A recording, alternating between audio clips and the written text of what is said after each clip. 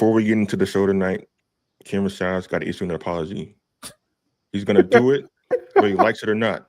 I see you rolling your eyes over there. Okay. So, Kim Rashad, you have to grovel at the feet of Kendrick Wade and the Delta Devils for saying that fine football program got to go to Division II. I didn't say that. Yes, you did. No, the whole podcast about it, man. No. We'll get into that later. But I didn't say that. All right. On behalf of Kendrick Wade and the Delta Devils, I want to apologize for Kim Rashad being mean to you guys, despite and not acknowledging your upset win over Florida A&M and breaking their long home winning streak. I acknowledge it. But No I didn't say the football team had to go to Division II. I did not say that.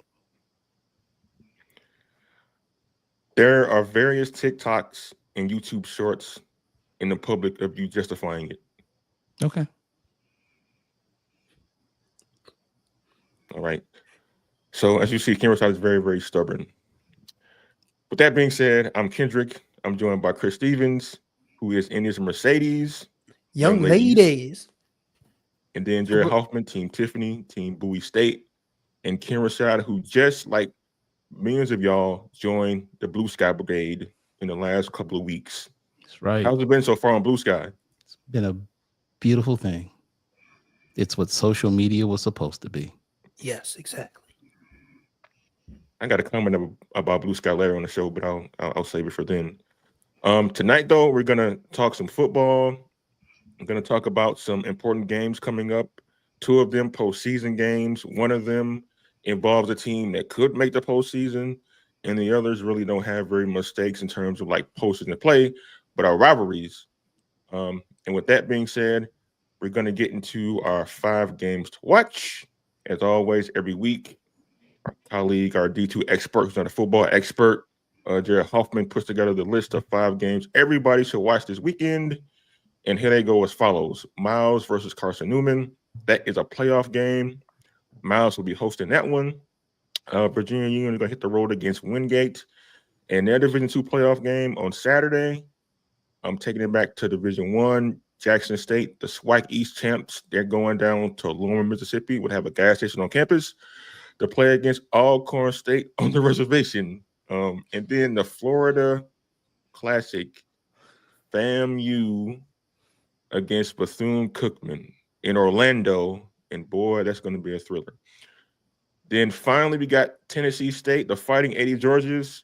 They play Southeast Missouri. If they win that game, Tennessee State, they could go to the playoffs. There's a whole bunch of tiebreakers that go along with there too that we're going to explain as well. But Jared, your list, why these games and which ones are important to you? Well, to start at the top, obviously you got the 2 Division II playoff games, Miles and Carson-Newman, Virginia Union, Wingate.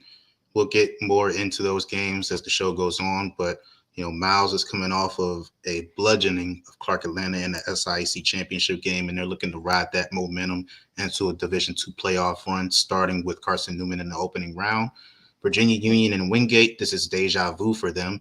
This is the second time in 3 years that they have faced Wingate in the Division II playoffs. It did not go so well for them last time they played against Wingate, but they're coming off of a second straight CIAA championship win against Virginia State. Really needed that win in order to get into Division II playoffs. They're here, and they have a tough test against Wingate in the opening round. Jackson State and Alcorn State, the Soul Bowl. Everybody knows about this rivalry. Everybody saw the video of the 2 fans giving each other the finger in the stands. We know about this rivalry. This is going to be a fun one to watch and a good warm-up for Jackson State as they head into the SWAC championship game against Southern. Florida A&M and Bethune-Cookman, the Florida Classic. We know about this rivalry. Both teams are coming into this game off of disappointing seasons. Florida A&M trying to finish on a high note and trying to prevent their first losing season since 2017. And Bethune-Cookman trying to end the season on a high note. This is their season finale. Florida A&M still has a contest against Alabama A&M coming up, but Bethune-Cookman trying to end the season on a high note. They have already clinched their 4th straight losing season, but this is a chance for them to play spoiler to Florida A&M and give them their first losing season since joining the SWAC. And as you mentioned, Tennessee State has a chance to make it to the FCS playoffs. Should they beat Southeast Missouri, they need a lot of help. They need a Tennessee Tech loss. They need a UT Martin loss to coupled with a win in order for them to give themselves a chance to make it to the FCS playoffs. But it's not going to be an easy task. They're going against the Southeast Missouri team that has already clinched a share of the Big South OVC title, and they have already locked up their playoff berth. So they're looking to play spoiler to the Fighting Eddie Georges in this one. As far as the game that is most interesting to me, for me personally, I think it's Miles and Carson-Newman. Miles has a great chance of winning this game. I'll get deeper into that when we preview that game. But this is a great chance for Miles to put up a statement performance in an opening round. And they're looking to become the first team. They and Virginia Union are looking to become the first team to win a game in a D2 playoff since some school in Jericho Park Road did it. Just going to just show you this just for no reason, But yeah, I think Miles has the best chance of pulling off a win in the D2 playoffs and going on a run in the D2 playoffs. So I think how they perform against Carson-Newman will tell you a lot about their chances in the D2 tournament. Okay, Ken Rashad, the game you're going to watch most this weekend is?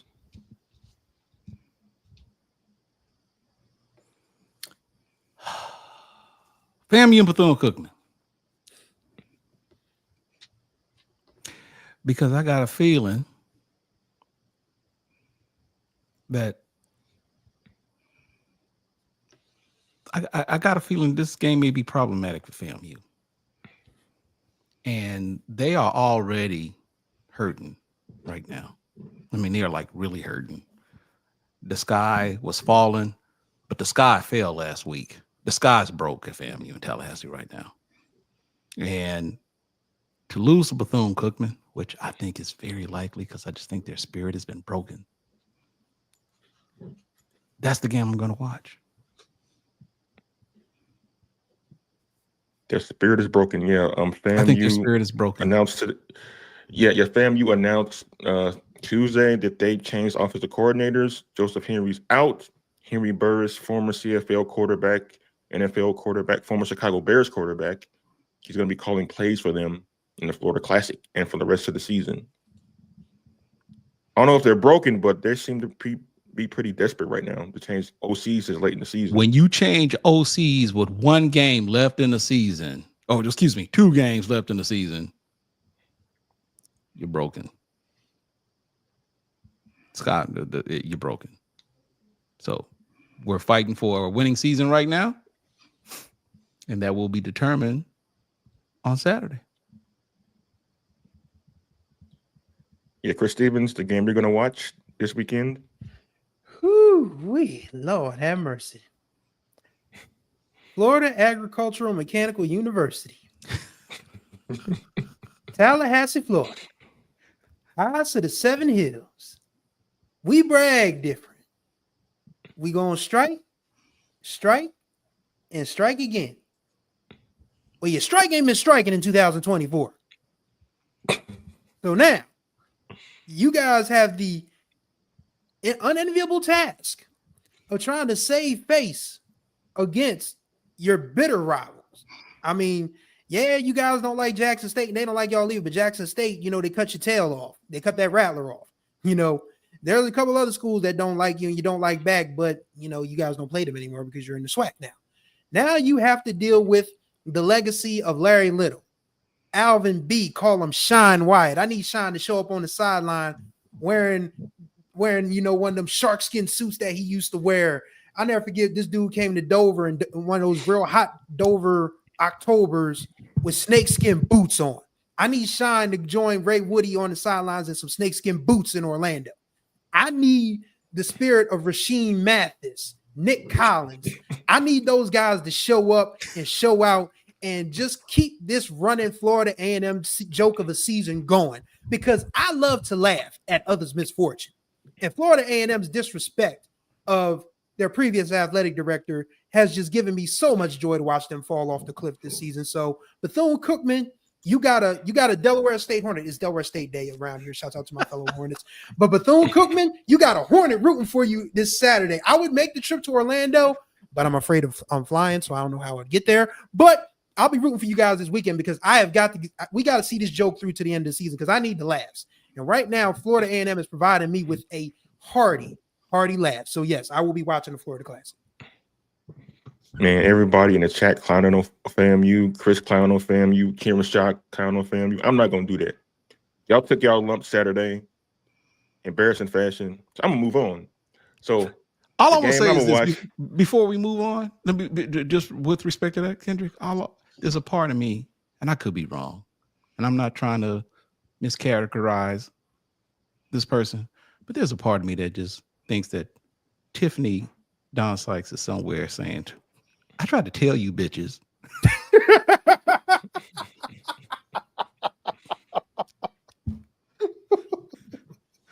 I can't help but to think that.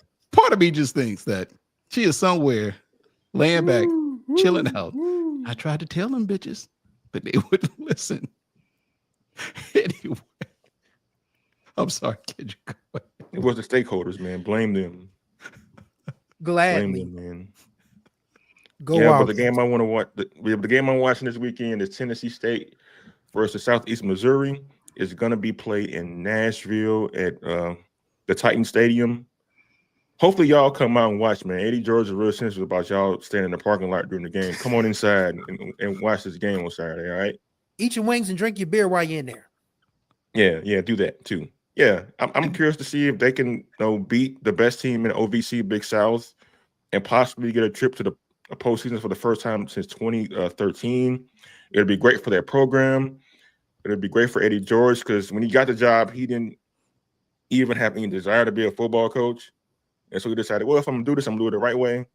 And lo and behold, he's got his team within one game of possibly going to the playoffs, which is great for them. So I'll be rooting for the Tigers against Southeast Missouri. I'll also be watching the other two Division II playoff games as well, see how those turn out. See if Virginia Union can actually win a playoff game after being there for the third time in a row. They really have the talented team to do it. And so we'll see about that. I think Miles hosting a home playoff game is important too. I think if their defense can play the way they've been playing these last few weeks, I think they have a shot against Carson-Newman, but we'll see about that. So yeah, like those are the things I've been watching for this weekend. Wasn't there some sort of a mathematical equation posted about Tennessee State's chances of getting an automatic qualification for the playoffs? Wasn't there something posted about how many wins they needed to get between now and the end of the season? Well, they got one game number. left.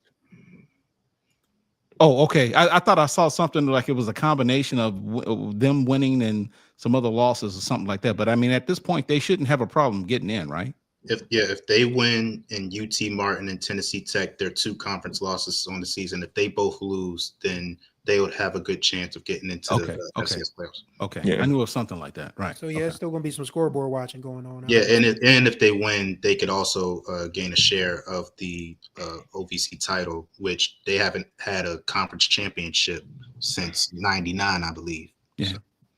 Yeah, 99 the last conference championship, 2013 the last time they've been to the playoffs. Yeah, they could actually create a three-way tie for the conference championship, or for first place at least. And in that scenario, they would not make the playoffs. They have to win and get some help to do that. Yeah, a win would just guarantee they get a share of the title. But with UT Martin and Tennessee Tech loss, that's what would get them in the FCS playoffs. And speaking of playoffs, Miles College, they're going to be playing against Carson-Newman in round 1 of the Division II playoffs. That game is going to be at Miles on Saturday. And Jared Hoffman, our intrepid Division II reporter, he has dug deep for you guys to break down this matchup on Saturday. So, Jared Hoffman, what you got for us? Well, for those of us who watch the SIAC, we all know Miles at this point, one of the most ferocious defenses in HBCU football and in Division II football in general. You know, they had a great performance against Clark Atlanta, forced 8 turnovers in that game, including 6 interceptions, 5 coming in the second half. You know, they force constant pressure from start to finish all game. They had David Wright in a chokehold all game, just forcing him to get out of the pocket, not allowing him to get comfortable in the pocket. This is going to be a different game plan for them against the Carson-Newman team that doesn't really pass much. They are a run heavy team. They are third in the country, averaging over 270 rushing yards per game. They have 3 players on their team who average at least 5 yards a carry on at least 50 carries this season, led by Jaden Sullins, who has over 1,000 yards and 10 touchdowns this season. One thing that is a bright sun for Miles is Carson-Newman is very fumble heavy. They have 21 fumbles on the season, though they only lost 8. That is a sign that, that is a weakness that they can attack. A Miles team that has over 10 fumble recoveries this season. They're one of the few teams with at least 10 fumble recoveries and at least 10 interceptions. So not going to see much from the secondary of Miles. It's going to be all on that Miles defensive front. If they're able to get after this Carson-Newman rushing attack, I think that's the key for Miles to get a victory in this game. And also Cameron Ivory and Gennaro Scott, their ability to create on offense will be a key for them as well. We have seen them be able to do just good enough to get a win, but how they're able to get after this Carson-Newman defense will be interesting. Carson-Newman, not what you would call a dominant defense. They're a defense that just simply gets the job done. How the success that Cameron Ivory and Gennaro Scott have, and Trevante Abner as well, the success they have against this Carson-Newman defense will tell you the story of this game. But me personally, I feel like Miles has a great chance to win this game if they are able to stop the Carson-Newman run game. I'm really interested to see how this one plays out, because this really could go either way.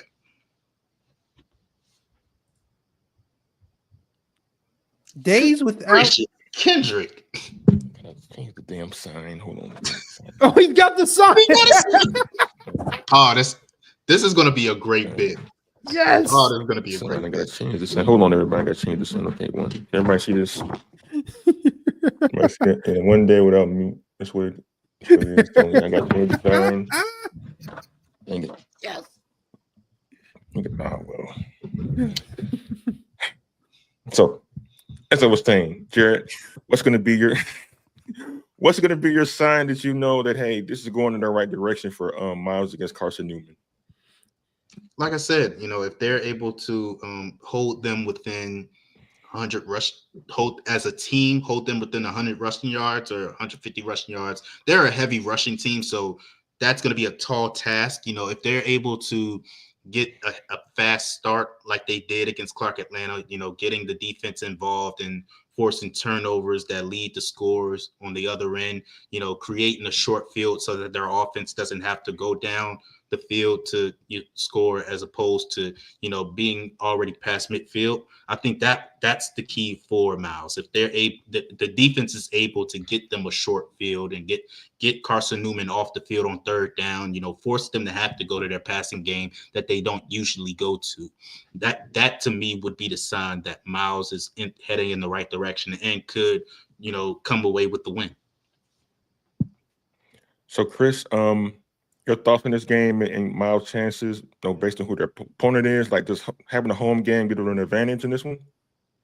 You would hope. I mean, obviously, we've already talked about, coaches that have been, we haven't yet, but, there are coaches across HBCU football who lament a lack of home field advantage. And this is interesting because a lot of people, if you paid attention to geography, you know that Alabama is a Central Time Zone state.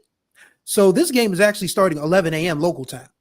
So we are talking about kids that are possibly getting ready to go home for homecoming break, and staff and everybody else. So you're asking everybody to get up at, 9, 10 o'clock to get their behinds down to the stadium.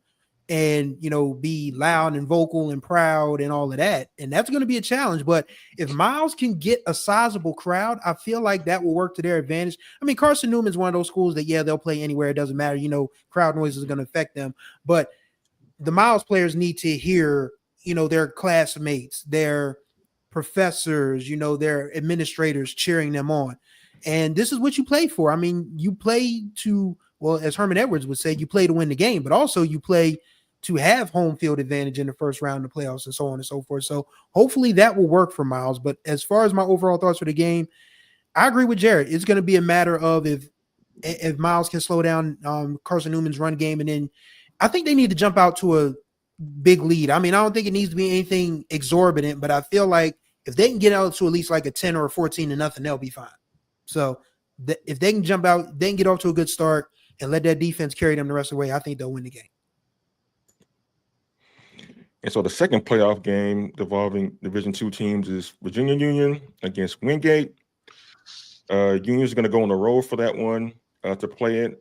Third time in the playoffs in a row for Virginia Union, hoping to get a win. The first two times they were in the playoffs, they were home games, and they lost them, kind of out of it early. So Jared Hoffman, what do you see coming out of Virginia Union and Wingate in this one? This is going to be a much tougher task to see one of our HBCUs get a win in the D2 playoffs. Wingate, they are the Miles of PWI Division II football. Their defense is immaculate. They're fifth in scoring defense, 10th in rushing defense. They have only allowed 5 rushing touchdowns all season. I believe they've only allowed 100-yard rusher all season. And I believe there's only been 4 games where a team has rushed for over 100 yards. They're second in red zone defense. The Carson-Newman team that I just talked about that averages 274 rushing yards per game. In 2 games against Carson-Newman, including the South Atlantic Conference Championship game, which they beat them in, they only allowed 99 rushing yards on 79 attempts. So that just shows you the kind of rushing defense that they have. Jada Byers and Curtis Allen, it's going to be a tough task for them to get going in that game. And if you remember the 2022 game in which Wingate won 32-7, Jada Byers had a rough time getting going in that game. I believe he only had 11 rushing yards on 7 attempts in the first half of that game, and 2 pick sixes from Virginia Union put them down 20-0 in the first half of that game. So them being able to take care of the ball is going to be a tough task for them. Virginia Union, they have a very stout offensive line. They are one of the best in not allowing sacks this season. I believe they're about top 10 in the country in that stat, but they're going against a defensive line led by Marquise Fleming and Kyle Russell, both of whom played in that 2022 playoff game against Virginia Union. Those 2 guys are ferocious. Marquise Fleming, one of the best defensive linemen and one of the best edge rushers in the country.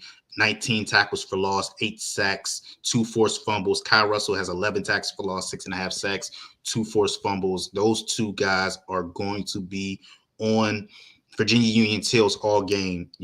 How they're able to get that, if they're able to get some balance going, that's going to be tough for them against this defensive line.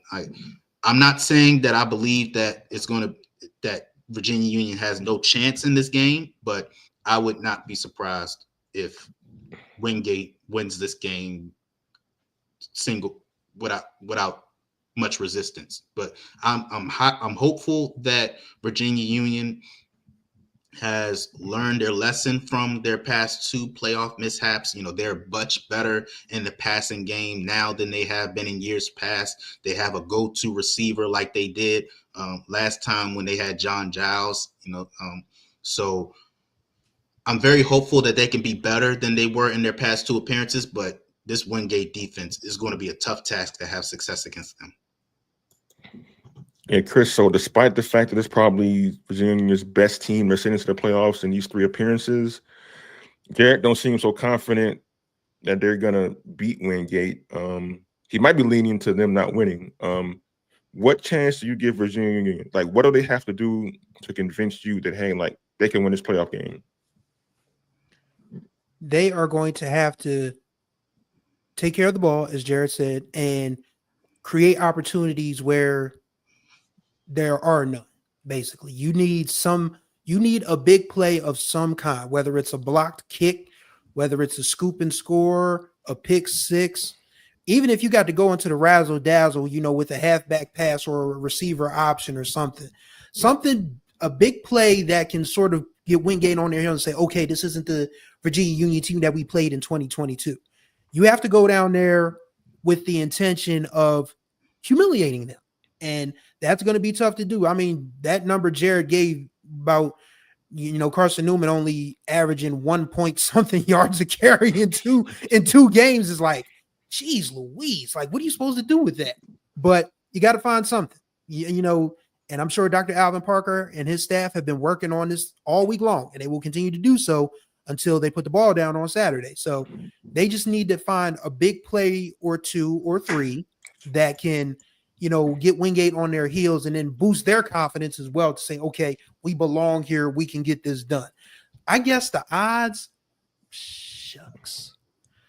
I'll say 35%, just to be fair. I mean, I don't want to give them no shot, but this Wingate team sounds pretty doggone formidable. But then again, Virginia Union has been this is the same team, whether people like to believe it or not, or want to hold it against the opponent, scored 91 points a game this year.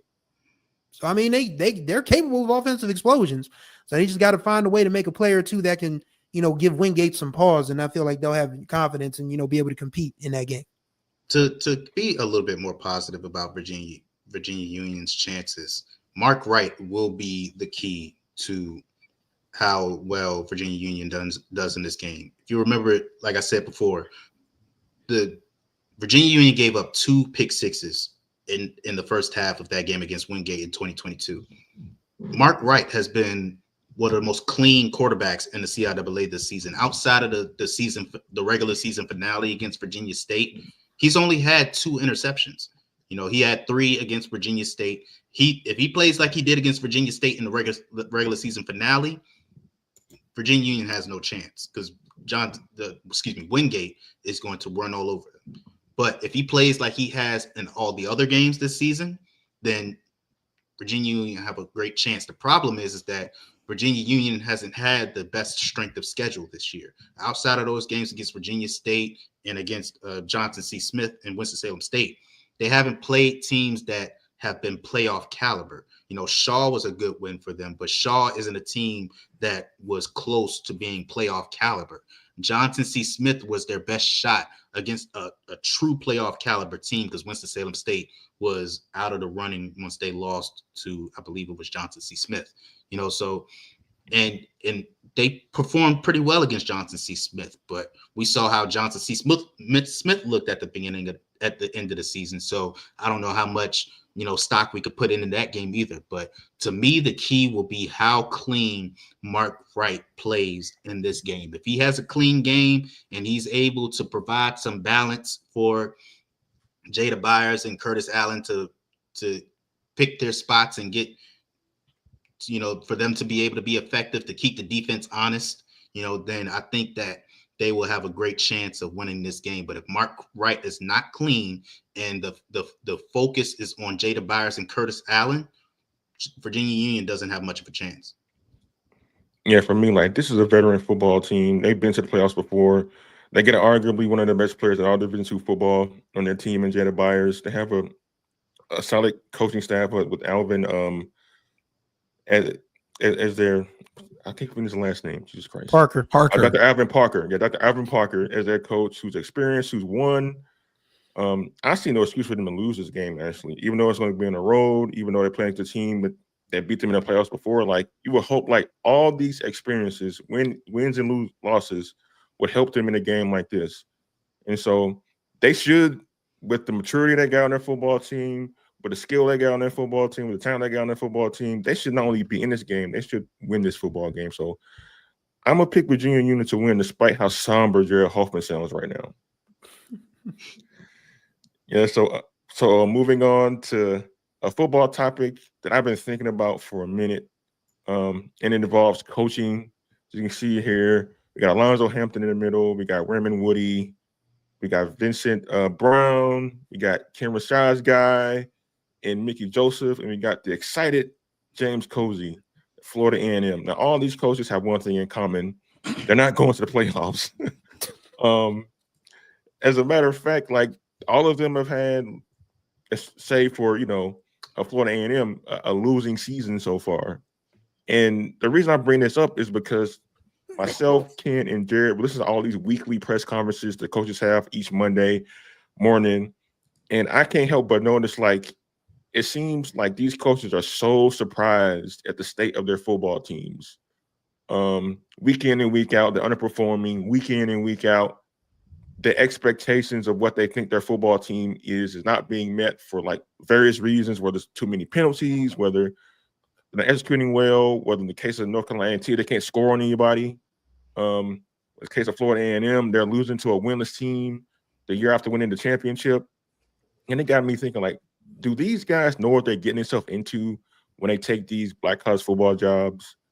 I know all these guys here started off as assistants at Power 5 schools or FBS schools, and they probably think, well, coming to the FCS and black college football, the SWAC, the MEAC, whatever you have, it'll be a little bit more easier, but they haven't found it to be much easier. So I'm gonna ask the panel, like, do y'all think these coaches here, and there's others we can list, like Lee Hole at Delaware State, Kendrick Ware at Mississippi Valley too. Do y'all think like these coaches knew what they were getting themselves into when they took these jobs, starting with Ken Rashad? Yes, they knew what they were getting into. I don't know if you look at the graphic right now, I don't know if there is one school that at this point can indicate that there's buyer's remorse, maybe with the exception of FAMU. Because I'm telling you right now, Tiffany is somewhere saying, I tried to tell you bitches. But, y'all wanted to flex your stuff and you guys wanted to pretend like you knew more about FAMU than I did. And so, okay, here's where we are. But even then, I would say, first year, it's too early to say buyer's remorse. Now, in the case of A&T, I don't know if I can necessarily say it's buyer's remorse, because I think that's just a totally different beast, man. I think I don't think the coach. I think A&T, the program as a overall, because they thought they were too damn good for HBCUs, and felt that they wanted to go ahead and mix and move with the CAA. Well, this is bigger than just one coach. I think we need another year to see what the entire program does as a CAA member to determine whether or not there's any kind of buyer's remorse. But based upon what we've seen right now with football, it hasn't been a good decision. So I don't know if you can say that there's buyer's remorse right now with Bethune-Cookman because of what that coach had to, what's his name? I'm drawing a blank. Woody. What Coach Woody inherited. I don't know if you can say that UAPB, just look, man, all of these coaches inherited programs that were either, with the exception of FAMU, were called in to turn the program around. And so given where we are at this point, 1 year in, with the exception of Cozy, who literally got damn keys to the Lamborghini and wrecked that son of a gun. He just, that's about the only, and again, because it's year one, and he didn't create the atmosphere that, to a certain degree. He came in and didn't necessarily have there was some tumult. It was tumultuous at the time that he came in. So we'll see how things work out in the next year. Now, granted, to Cozy's defense, he's got 2 games left and he's already making coaching changes. We'll see how that turns out. We'll see whether or not this team finishes at what are they 5-5? We'll see if they finish off at 7-5, 6-6, or 5-7. It's very doable at this point. Yeah, I So want to clarify that's my thought. I want to clarify my statement. Like, I'm not asking like, do the schools have buyer's remorse? I'm asking, do the coaches have buyer's remorse? Because you saying for joining the program? Yeah, for joining the program. Okay, my bad. No, I think all of these coaches had some idea what they were getting to, with the exception of Mickey Joseph, because we talked about this before. I think, and I want to be fair, I think because of the time that Mickey spent, and I say this, Mickey is no stranger to HBCU football. He's coached at the HBCU level. He's coached at Langston. He's been at Grambling before. He's been at Alcorn. But he's had an opportunity to see how things operate at LSU and at Nebraska. And there's just a part of me that thinks that he says, you know what? I've had some experience at the HBCU level. I've had some experience at the Power 5 level. I've got relatives who coach at the NFL level. I think I can make this bad boy work. And stuff just didn't quite turn out like I think he thought it would. And so, we'll see what kind of adjustments he will make during the offseason. But that may be the only caveat. But again, given what he inherited, I still say that, time will tell. Yeah, Chris Stevens, your thoughts on this? Like, do these coaches, especially the one at North Carolina A&T, think, well, maybe I should have waited and took a job instead of jumping right in?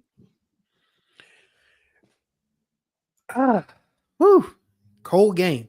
It's a cold game out here. I'll say this for Mickey Joseph. Ken makes a great point because from alumni experience, Delaware State hired a guy in 2013, named Kenny Carter, and he coached at the PWI FCS level. And a lot of these coaches that come from a D1 Power 5 PWI level, they kind of sort of understand the lay of the land, and they make themselves, they try to make it work. I mean, Eddie George himself said he knew what he was getting into when he went to Tennessee State. Kenny Carter was absolutely arrogant from the word go. And Skip Perkins was the AD at Delaware State at the time. And Skip said, well, I'm about to skip his butt on out of here because he's just not the man for the job. And so I don't think Mickey Joseph he's definitely not of the Kenny Carter mold, because this is the same dude who a few weeks ago told the SWAC that I got the money. Find me. Big Money Mick in there talking that talk. He said, I got the money.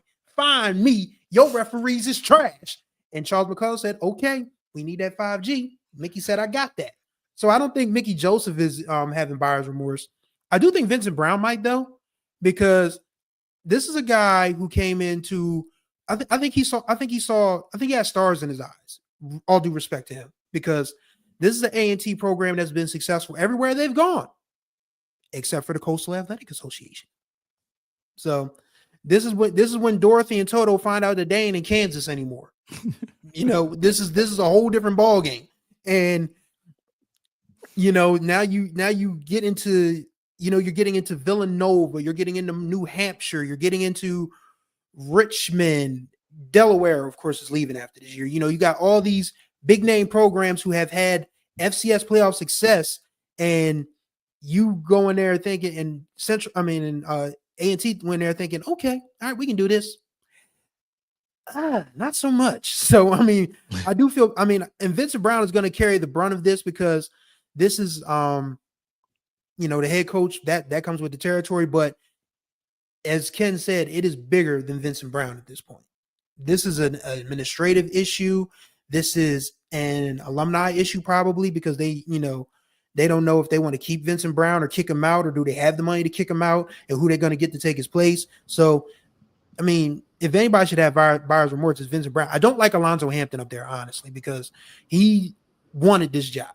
And honestly, Pine Bluff was better this year than they were last year in Hampton's first year. So Yeah. I feel like they're on the right Making trajectory. progress. Yeah. Yeah, so I don't think Alonzo Hampton belongs there. That's just my personal opinion. But as far as Colsey and Florida A&M,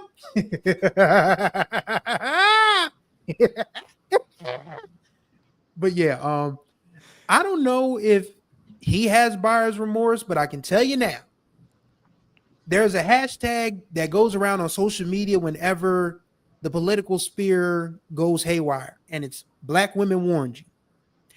And Tiffany Dawn Sykes warned you guys. This is who you got. You wouldn't let her do her thing. Now you guys are trying to hope that Bethune-Cookman and Alabama A&M, who apparently is playing well enough to try to save Connor Maynard's job, doesn't jump up and bite you in the butt. So, hey, but yeah, overall, I feel like Vincent Brown, has the one that probably has the most buyer's remorse because, he probably saw Coastal Athletic Association, he saw North Carolina A&T, he said, yeah, this is going to be my job. I can do this. I can probably move up to like a mid-major PWI. This is going to be a breeze. It wasn't a breeze. Not so far. And that's the point I was trying to make. Like, I'm responding to Spence right quick. No, Eddie Robson Jr. is not gonna lose his job. He didn't have any quarterbacks this year. If he had a quarterback, he probably would have competed in the best position in the SWAC East, but no, he's not gonna endanger at all. No. Yeah, but Chris, I was saying, like some of these coaches might have thought, well, like it's gonna be a breeze here. Thinking another competition as difficult it is at the FBS level, what have you, but they find out it's not that.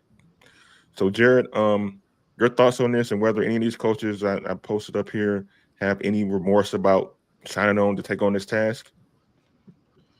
Well, to go coach by coach, I agree with you guys. Alonzo Hampton has no buyer's remorse whatsoever. If you hear him speak during SWAC Media Day, if you hear him speak during the SWAC press conferences, he's all about the process. So he knew that it was going to be a process to get UAPB, who hasn't had a winning season in a full 11-game season since 2019. Obviously, they went to SWAC championship game during the 2020 spring season, but they haven't put together a full 11 games of consistency. The closest they've come to it was in 2019. So he knew what he was getting into, and I don't feel like he has any remorse because he's very much about the process. Mickey Joseph, this is his first year. There was, for some reason, Miles Crawley just had the yips and just hasn't played to what we expected him to, coming into the season. So I think this is just a part of the process for him. He has a good chance to get it together. He still has a very good defense to work with, so I don't really think he would have buyer's remorse. James Colsey, look, the players wanted him there. I'm not even talking about the stakeholders. Forget them. The players wanted him there. So I don't think he will have buyer's remorse because the players rolled for him. They went to bat for him and said, this is the guy that we want to be our head coach. So I don't think he has any regret at all, because when you have the players' confidence, that means a lot for a coach, I assume. I don't have any experience as a coach, so how would I know? The two guys that I'm looking for that I would think has buyer's remorse is Vincent Brown and Raymond Woody. Raymond Woody, because if you look at the offseason that Bethune-Cookman had, a lot of people looked at them and said this could be a team that maybe won't contend for a SWAC championship, but they have a chance to start to turn things around. Then the season happens and they've kind of regressed. As the season has gone on, they have, been better at competing, but this is not at all what we expected from Bethune-Cookman. And I could see him potentially having some buyer's remorse. And Vincent Brown, there's no way to sugarcoat it. He inherited a poop show. He inherited a program that is just not where it needs to be at all. Obviously they moved to the CAA, which we all know is one of the best FCS conferences in the country, so, and they lost a lot of their talent coming from the Big South and have had to try to rejuvenate this program. And Vincent Brown, came into this situation, and now he looks worse because the team was not meant to compete in the CAA. They're just not meant to, and But Hampton is, though. They have a better record than them. Hampton is just in the middle of the road. Hampton is in the middle of the road. That's it. They've played well. They played well. They played well against Howard. They beat the dog piss out of North Carolina A&T. But they got some conference wins, but they're heading in the right direction. But it's not in the direction where I see them competing for a championship in the next 2 years. So are you here to just compete, or are you here to be a champion? North Carolina A&T's DNA is being a champion, and that is not anywhere near close to where they are now. And I can't see it changing much in the future. We were talking about at the beginning of the season when the first FCS rankings came out. North Carolina A&T got votes, and we were thinking like, who was that? That's genuinely what we were asking. And Vincent Brown had to sit in that seat and bear the brunt of his team's expectations and them underperforming at a alarming rate.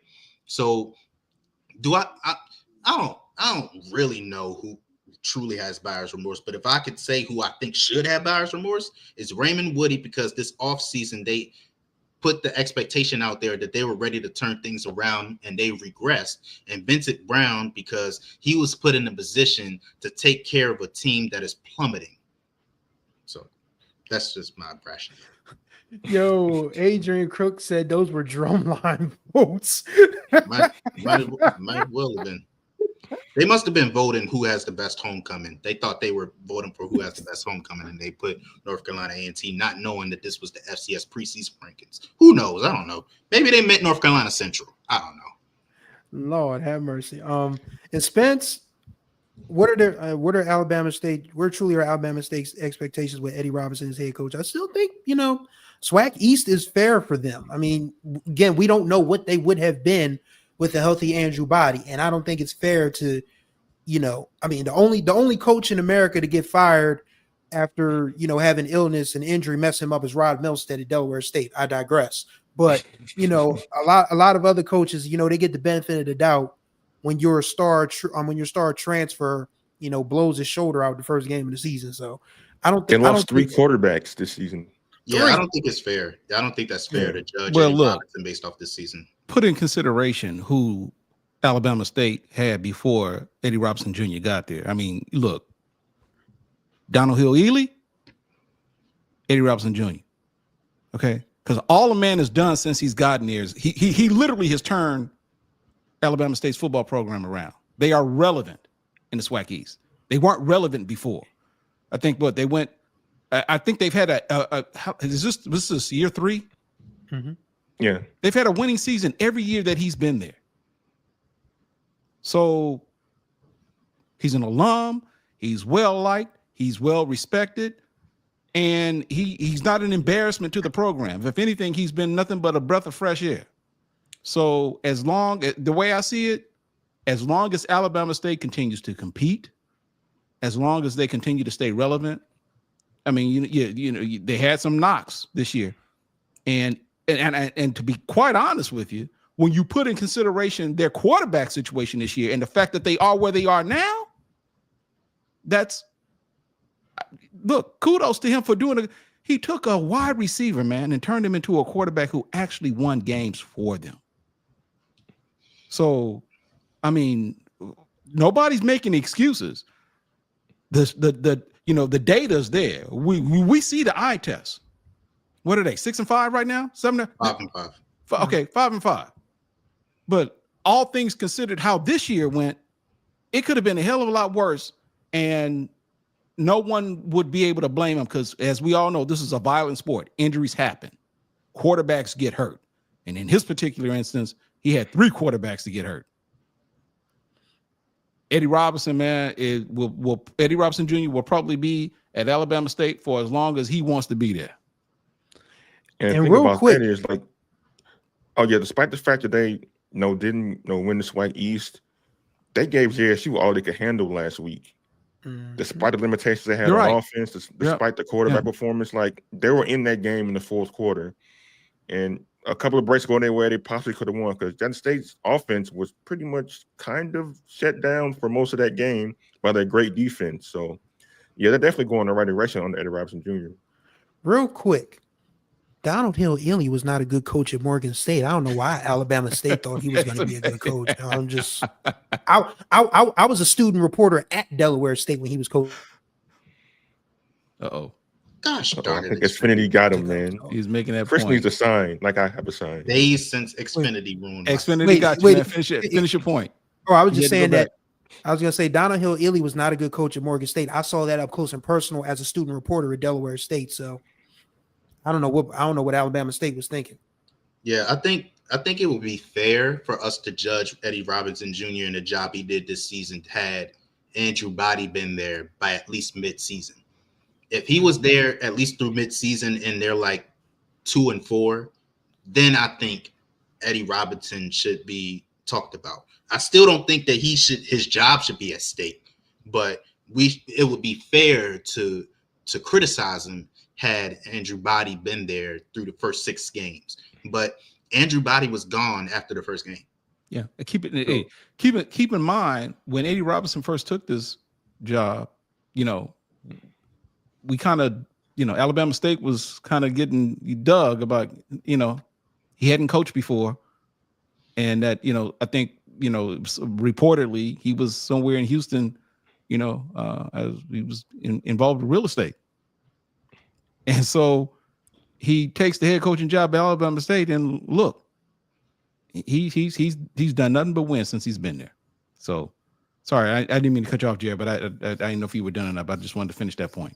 No, yeah, that was basically it. Like for years, for the first 2 years that he was there, we talked about if he gets a quarterback, we could potentially see the difference, and he only had a quarterback for a game.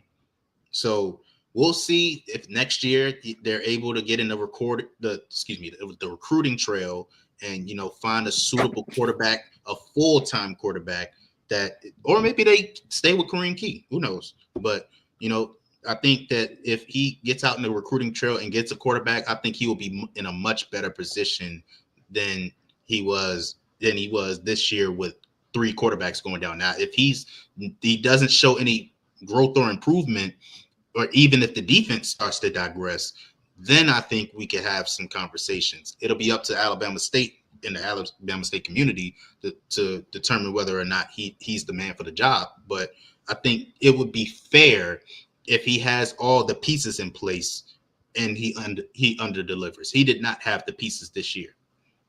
Spence, who has taken Texas Southern anywhere? Serious question. Come on, man. The last time that they were great, their seasons didn't count. So, Hello.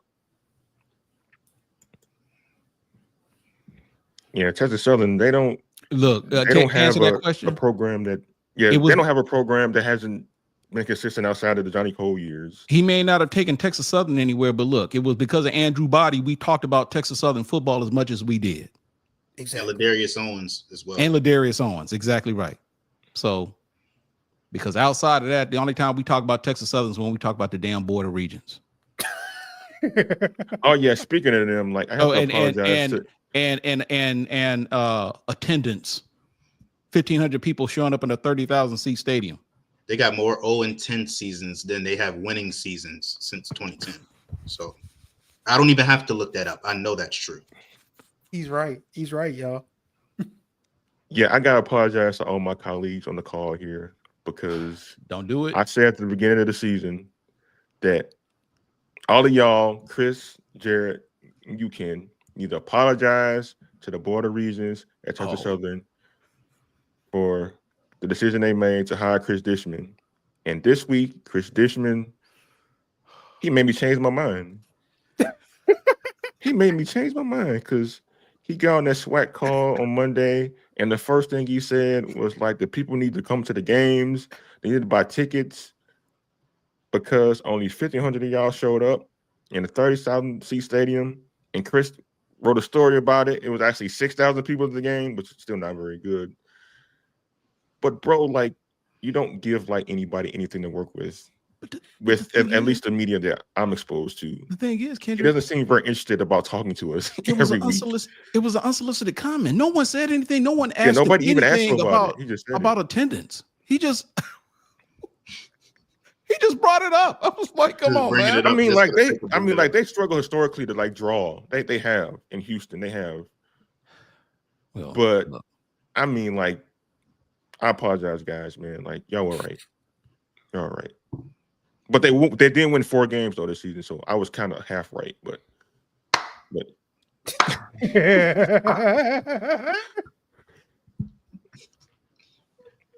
I don't get no credit for that. Hold on. he gave you a clap. Hold on a second. I think I have a cookie somewhere. 4 games.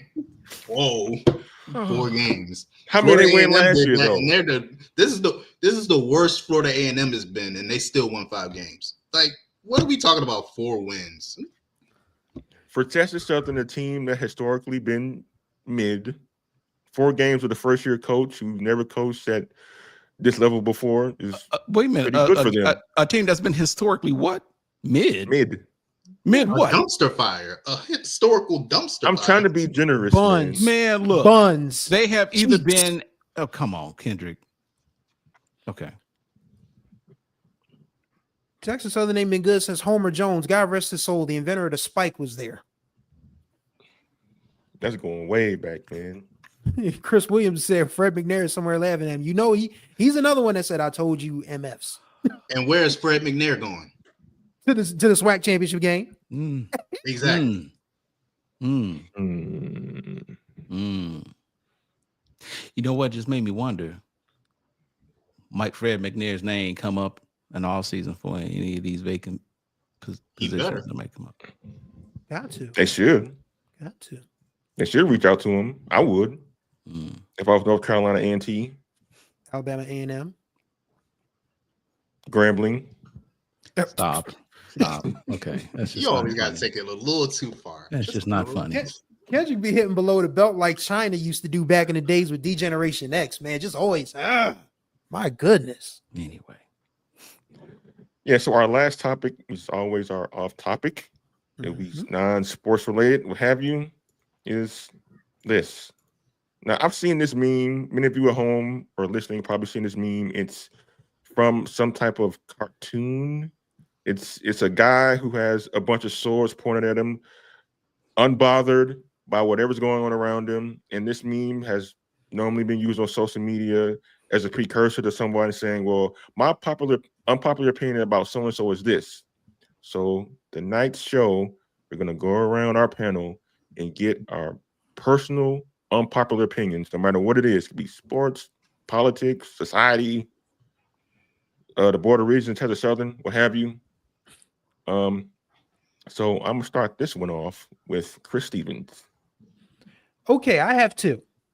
There are 2. I'm going to start with a musical one because I'm the music guy on this show. So Michael Joseph Jackson, the greatest performer to have ever lived, the greatest entertainer to have ever lived, has an undeniable catalog. But it's time for the elephant in the room to reveal itself. Off the Wall is better than Thriller. What? That's right. That's right. That's right. Oh, you getting an argument here? I'm on board with you. Off the Wall is okay. better than Thriller. Well, I mean, because people just because you know what stops Thriller from being a perfect album? That corny ass duet with Paul McCartney, "The Girl Is Mine." You take that off of Thriller, it is a 5-star album. But you got Paul McCartney, "The Doggone Girl Is Mine." No, wait, no. Oh, man. Yeah, Get you that get no song. argument from me either. Rock Off with the Wall. Rock with Off- You is my favorite Michael Jackson song of all time, and Off the Wall is in my top 5. So Yeah. you get no Okay. argument from me. So then maybe that's not an unpopular opinion. But here's one that I probably will divide. It's definitely going to divide people on the lines of blackness as we get closer and closer to Thanksgiving. Uh-oh. Don't put no damn macaroni and cheese on my plate. Okay, now you What? Now you going too far, man. Now you just went too far. Now you just went too far. It's the nastiest thing in the world to me. I'm sorry. I can't do it. Don't put no macaroni and cheese on my plate. If you try to serve me macaroni and cheese, then I know you won't be dead. That's how I feel. You must be lactose intolerant then. Man, I got Ben and Jerry's in my freezer. No, I'm not lactose intolerant. No, I just don't like macaroni and cheese. Macaroni and cheese it's terrible. Depends on how you cook it. I don't eat everyone's macaroni and cheese, but it all depends on how you eat everybody's. That's true. You can't eat everybody's. Depends on how you fix it. Add raisins, Spence. What are you talking about? Okay, come on, man. Ban this man from the chat. Get him out of here. From the chat. Get him out of here. Get him out of here. Oh God, look who just commented, y'all. No, after Tiger Nation. Gene Price? I can't. Let me find it. Yes. Right here? Mom, I will not let it go. I'm sorry, Mom. I can't do it. I love you to death, but Mom, get him right, man. Get him right. Get him, Mom. Get him, Mom. I am not eating nobody's macaroni and cheese, whoever, if it's at your house, if it's at Aunt Debbie's house, if it's at my sister's house, I'm not eating nobody's macaroni and cheese, Ma. I'm sorry. That's just what it is. I won't eat it on a train. I won't eat it on a plane. Eat it on a plane. I won't eat it in a coat. I won't eat it on a boat. On a boat. No, I'm just not sorry. So I won't eat it over here. I won't eat it over there. So you might be in danger to invite to Thanksgiving on Thursday, man. Yeah, I know they might. I know, but yeah, those are my two. Those are my two opinions. Off the Wall is better than Thriller, and don't give me no damn macaroni and cheese. Those are mine. All right, you're up, Jared Hoffman. Well, I also have a music and a food one. Music one. Which music one do I want to go with? I'm gonna go with. To me, from a talent perspective, there is no rapper better than Busta Rhymes. When you think about flow, that's a fair one, to be honest with you. When you think about flow, you said there's no rapper better than Busta Rhymes. There's no rapper from a talent perspective better than Busta Rhymes. When you talk about flow, when you talk about delivery, when you talk about charisma, there is no better live performer than Busta Rhymes. When you talk about hits, Put Your Hands Where My Eyes Can See, you talk about Touch It, and you talk about Pasta Cavassier. You talk about his remix on Annie Up. He has everything. I don't care about awards. I don't care about any of that stuff. From a talent perspective, Busta Rhymes is the best rapper of all time. He's got a case. Wow. Here's the thing. Busta Rhymes, and to Jared's point, Busta, this is a dude who's been at this for literally 35 years. He was with Leaders of the New School. Then he went solo. And then when he went solo, he just absolutely, went off. His flow, people have copied. His music videos, oh my God. Put Your Hands Where My Eyes Can See is still probably in my top 5 favorite music videos of all time. So I'm gonna fight with Jared on this hill.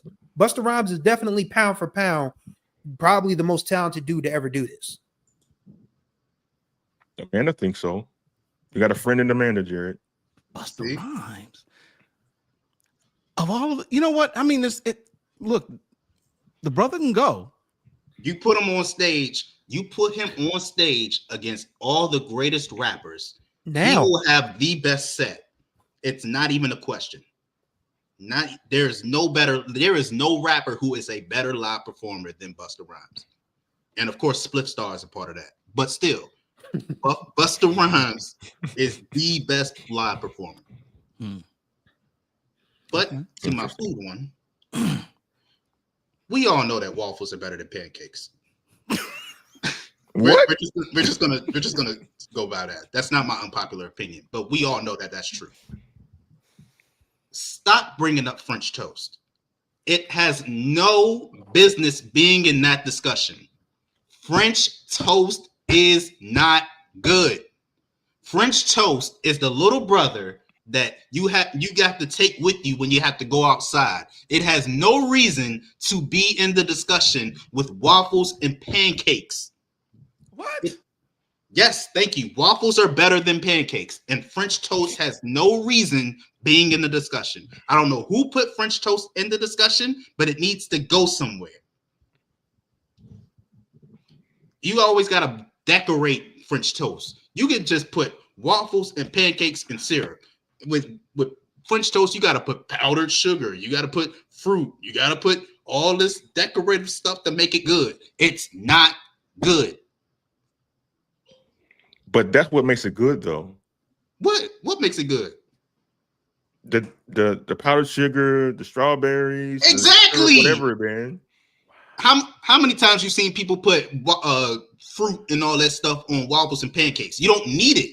The best waffles and pancakes, you don't need all that powdered sugar and all that fruit and all that sugary stuff. Just put syrup on it and it's good. You need to decorate French toast from head to toe for it to be at least somewhat serviceable. And you got to go miles to find some good. You got to travel miles to find some good French toast. You could go down the street to the local spot and you could find some good waffles and pancakes. French toast, you have to do too much to make it any sort of good.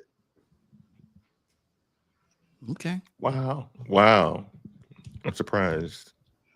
I never heard somebody slander French toast before like you did. Give it the boot.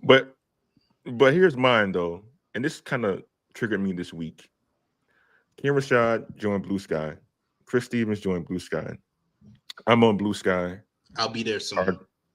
You're going to be there soon. So our account is on Blue Sky now.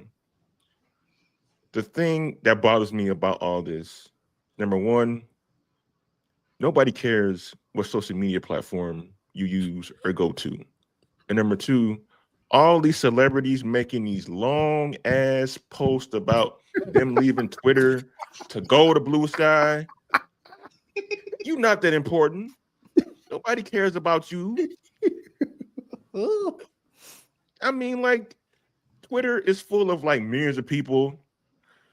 Blue Sky filled with millions of people. Social media platforms filled with millions of people. Like, we could find somebody else to read online or interact with online. Like, y'all don't have to tell us y'all leaving Twitter with these long soliloquies about, it's been a hell of a ride here on Twitter. I remember the first day when I first had my first account and I signed on and I made community here. And I'm sad I got to let the community go. Okay, well, too bad.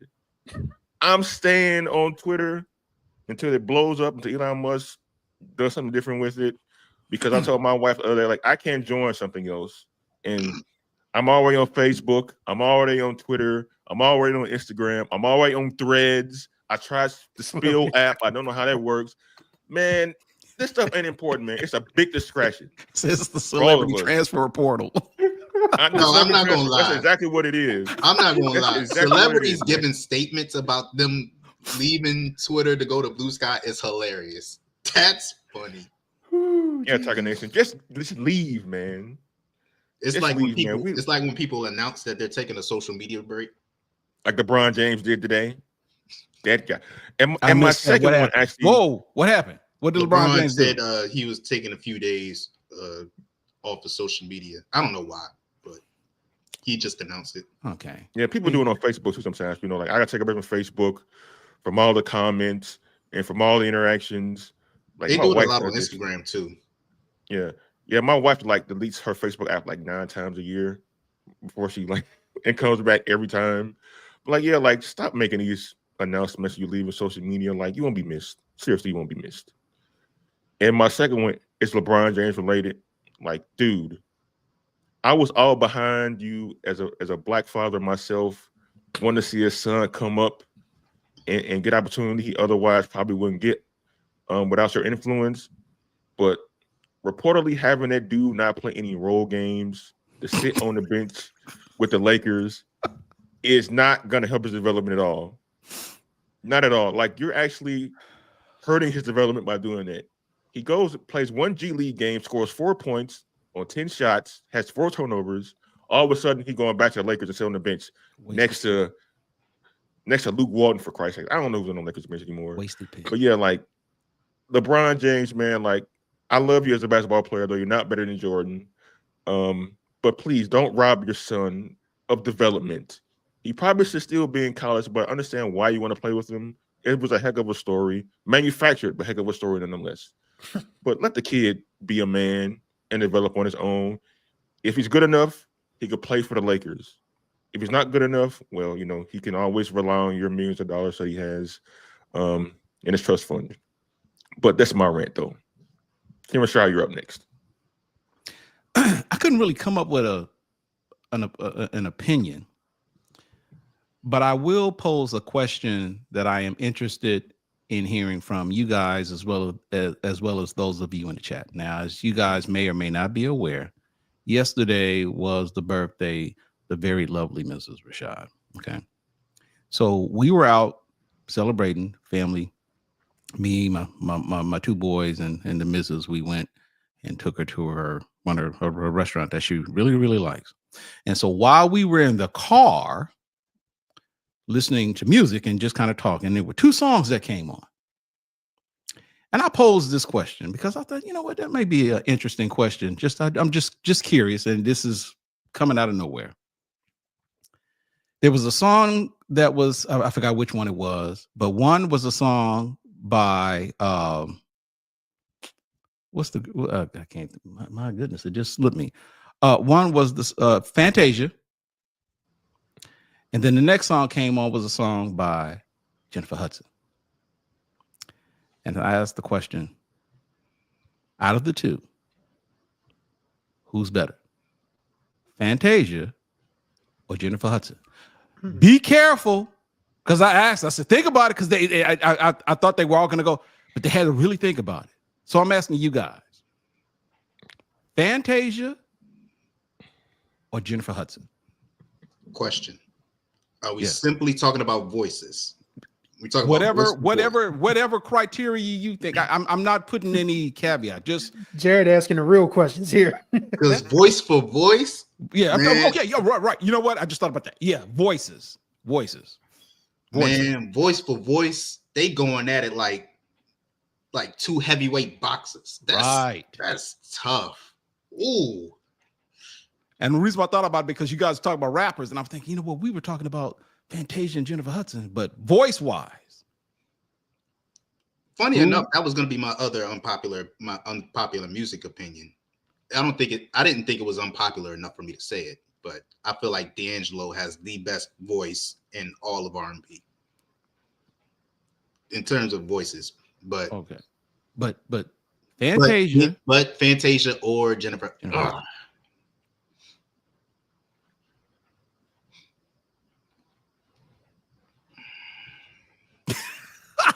I say Jennifer Hudson, but one of the kids said Fantasia. I think the wife said Jennifer Hudson, but he made it look, and Fantasia can blow, man. Yeah, because I feel like they can blow, man. I feel like they both can get to pitches that most singers can't get to. Yeah. Because I was about to say Fantasia, because I was like, when she get high, is other than Mariah Carey, there ain't too many singers that can get up as high as Fantasia. But I was like, Jennifer Hudson, she got range too. So while you guys think about that, I'm gonna just say this too, because Kendrick falsely lied, and at the beginning of the show said that I was going to apologize about what I said about Valley, in which he wrongfully accused me of saying that I made the suggestion that Mississippi Valley's football team needed to go to Division II. And I didn't say that. What I said was Mississippi Valley's entire athletic program needs to go to Division II. And I stand by it, damn it. He guarantees it. The numbers don't lie. That's my unpopular opinion, I guess. But back to J Hud and Fantasia. I just just want you guys to answer. So I'm gonna lean toward Fantasia.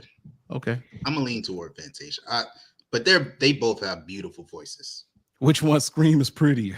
I was just about to say that J Huck is screaming her head off, man. Boy, for me, For you, it's Got him Fantasia again. only because catalog. catalog. Yeah. Ooh, It's strong. Yeah, don't I know. think Fantasia has a stronger. About the same, huh? I don't think Fantasia doesn't have a When I See You in her. I mean Jennifer Hudson doesn't have a When I See You in her catalog. And that's a song that is She going don't to got a outlive. bittersweet neither. Well, but Fair point. I'm just saying, man. Because didn't Fantasia did stage play? She did a stage play for Lion King She did it. She or, did or, stage Color play for Purple. something. She did something, right?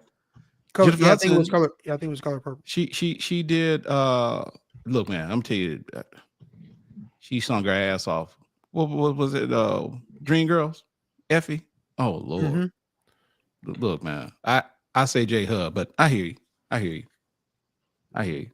Somebody I think needs to be put in that. I don't mean to change the discussion, but somebody I think needs to be put in that discussion for the best voices also is Jasmine Sullivan. Oh I God, really Philly. love Jasmine. Yes. I really love Jasmine Sullivan. She doesn't get enough credit. She is one of the most underrated singers ever.